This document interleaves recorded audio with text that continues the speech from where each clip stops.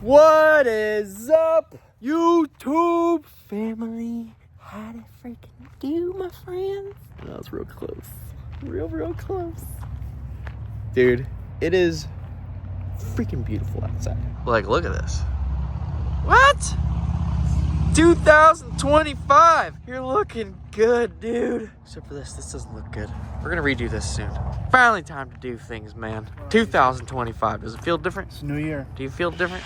You Not look real hairy, Brandon. I'm really hairy. You got, someone should have got you like a little hair trimming kit for Christmas. I actually got one. You did? Are you gonna use it? Eventually. Eventually? Yeah, we're busy, man. You're busy? What are you busy doing? Getting chased around by Gary. That's about it. No, we're busy over here. Hey, dude. How you doing? Big X the plug. We might be moving you this week, too. Not totally sure. We got some stuff happening in Florida that I'm not too happy about. Otis, what are you doing over there? Just daydreaming of freedom? Want to escape or something? Get away from Gary? I don't blame you. But if you guys haven't noticed, look, we're in shorts, shirts. It's 85 degrees out right now. Like, it's hot out, you know? Sun's out. Ugh. But we're about to get smacked with a bunch of really bad cold fronts. And not only that, but the whole country. Like, not the whole country, the whole southeast part of the country. So Texas, all the way into Florida, all the other states, Alabama, Georgia, North Carolina. It's gonna go like, it's gonna little swoop through the country. There's this Arctic vortex, apparently, that is, these winds from Canada are getting pushed down. They're pushing all the cold air through our country, and it's gonna get real crazy down here.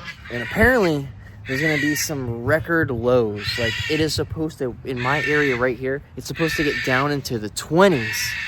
There's all these freeze warnings that they're giving us. It's gonna get super freaking cold. They're even saying we could get some flurries, which are what the heck are they're like little snowstorms, you know? It would be cool to see, but honestly wouldn't be cool. I'm not really, I like going to cold places for snowboarding for like a day or two, and that's probably it, and then I'm sick of it. So today we got all sorts of things to do. G was just over here showing her the animals and the babies, walking around showing her all the things. That was so super fun. We had a nice time. Baby loves it. But yeah, baby just went to G, so we got to get to work over here. I got so much stuff to do. So let's get to it. So the first thing we're gonna do is I gotta get all these bird cages ready. We're gonna be cleaning out the shed. We're just gonna be doing a bunch of chores around the property and getting ready for this. It's gonna be crazy. This stupid shed. This is the bane of my existence over here. Like, there's so much crap in here. We already organized all that stuff over there a while ago, but we still got to do all this stuff. We got the bird cages in here. We're gonna have to clean all these out, put more cages in here, and then today we're gonna try to make this like a little heated area. The plastic wrap on the cages does work really well. We had a lot of people kind of questioning it in the last video. That dude, would you relax? So we had a lot of people be like, oh, the plastic isn't going to do anything. That's actually what lots of zoos do, and sanctuaries and people that have outdoor aviaries with birds, that you can't just bring them in because they're kind of hard to just bring birds in. You wrap them with plastic. Plastic does keep the heat in decently. When it gets to like 50s, you know, under 50s, 40s, even it got, there was a few nights that it was 40s. They were fine. We just made sure they were super secure, tops and everything. But 20-degree weather is scary. So even though this shed isn't really insulated, see, we got a bunch of openings up top where the air can probably flow through. Well, not probably, can flow through. The air is gonna be so freaking cold. But what I want to do is just, we're going to clean this out, situate it with all the all the bird cages that are on the patio. We're going to situate in here also. So that way we just move all the birds into here. And instead of having heaters outside in outdoor cages, this is kind of inside. And hopefully we can use those 3 big heaters to heat this whole room. That way the ambient temperature of the shed stays perfect for the birds. And even if things go south, I have a couple propane heaters. They run off propane. Really dope, because you don't have to worry about electricity and your fuses going out and all that stuff. So we'll just use those as a backup. But hopefully we don't have to get to that point. And once everything is super legit over here, it'll be a lot easier during cold fronts and winter season, you know? It's expensive to build insulated high boxes for everything and have infrared heaters on everything. Not only that, but then electricity. So I have to have electricians come out, do a bunch of electrician work, switch out fuses. It's just a lot of things that go into it. It's not just as simple of, oh, you can just plug in heaters everywhere, because the heaters pull so much freaking electricity, especially the infrared ones that we use outside outside, they just pop all the fuses all the time, and it is extremely frustrating. All right, taking a little break. Giving these guys some treats. Here you go, Willie. Yum, dude. They love these things. These little Nutriberries go crazy. Here you go. Ah, God! Right to the head. Right to the head. Look, I got treats for all of you. Treats for all my babies. There you go. Would you like a treat? Can you see this, sir? Hey, dude.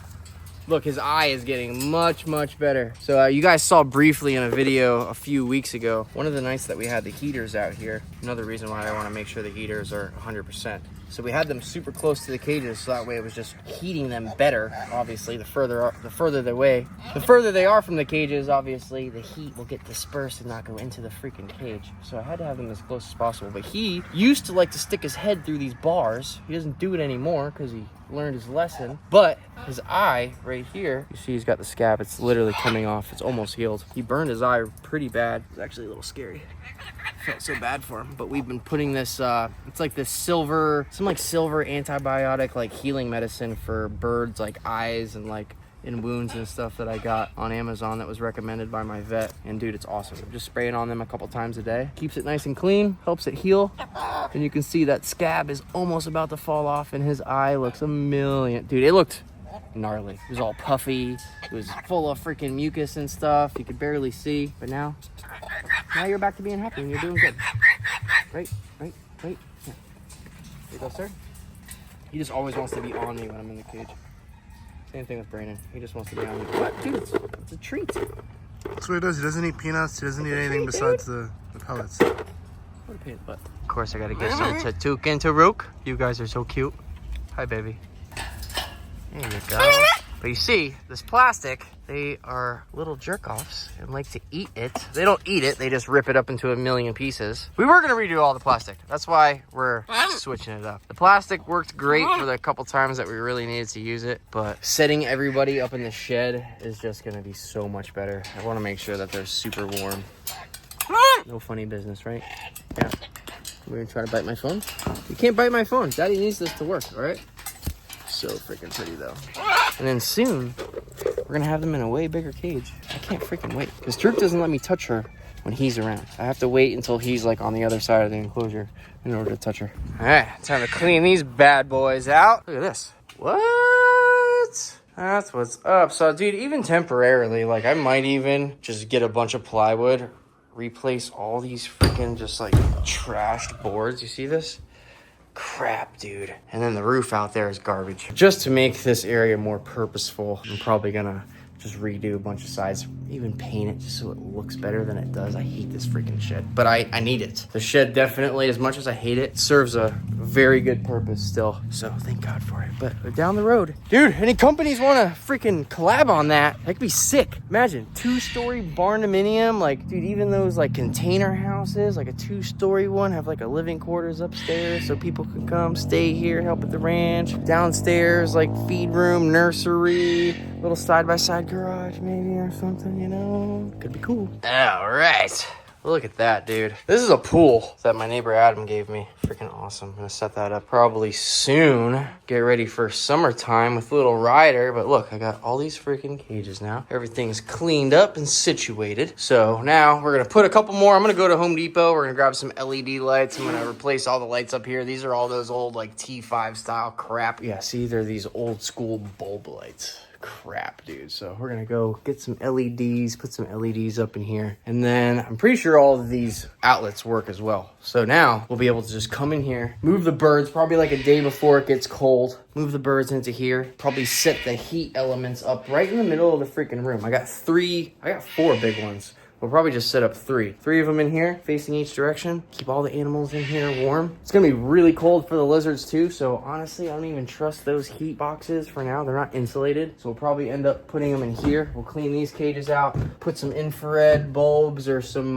probably we'll do some ceramic bulbs in these. I'm praying we don't get like, it's supposed to snow in Orlando. Dude, it'd be crazy. It'd be cool to have like a little flurry like I said before, but like, just dealing with the animals in the cold, not cool. The alligators can withstand very, very, very cold temperatures, so I don't really have to worry about the gators. But we're going to be redoing their cage also soon as well. This area right here, I'm going to set this up a little bit better.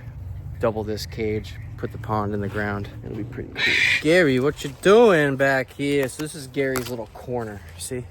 It's just like a little shaded area in the corner of my property this is where Gary sleeps at night. Otis stays literally the direct opposite corner of the property. He stays as far away as possible from her. Does not like her at all. But soon, check this area every freaking day, dude. She's probably gonna start laying eggs, I would imagine soon. It's weird that she hasn't laid, it's not weird, it's normal. It's about 1.5 to 2 years, and then they start laying eggs. Obviously, I don't think they're gonna be fertile because I don't see them ever actually getting the deed done. Otis just runs away from her like crazy. He doesn't want anything to do with her. She's just not very nice to him. So, no eggs still. That's a bummer. I cannot wait to redo this also. It's gonna be so cool just having them just be able to bask in the grass, right? Get rid of this stupid thing that I built at the Boca house. This thing actually, this is probably what, 4 years old now? This thing has held up pretty decently, even though it's all freaking wet and rotted out now. But not too bad. The way that I'm gonna do this is pretty cool because it's obviously chain link, but we're gonna have an interior fence with chicken wire just to keep little arms and fingers out of things, you know what I mean? And now it's back to being cold. Beginning of this video, it was hot as heck outside, sweating our you know what off. Literally sweating. It was so hot yesterday. Wake up this morning, it's 50 degrees out right now. Thank God we locked up all the animals last night, put the heat on everybody. Everything is good to go. I just walked around the property, checked on everything. Freaking freezing. But that's the crazy part. Like 50 degrees is really, really cold for these animals. So imagine 20 degrees. It's scary. The freezing temperatures are just not something that you want to really be playing around with. Scary, scary, scary. So guys, keep me in your prayers. Hopefully we get through this and it doesn't get as cold as they're predicting it to get right now. Cause dude, we got what, another 10 days of this? So we got another 10 days. It's supposed to be hitting on the 11th now.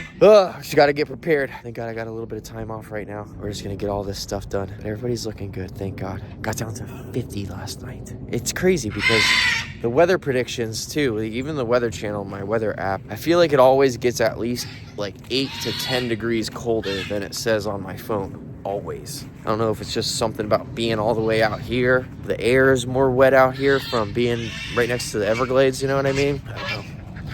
But on to today's projects. Thanks for watching today's video, guys. Love you guys. Appreciate you. Got some raffles coming up soon. Stay tuned. All right. I'll see you all in the next one. Goodbye. God bless.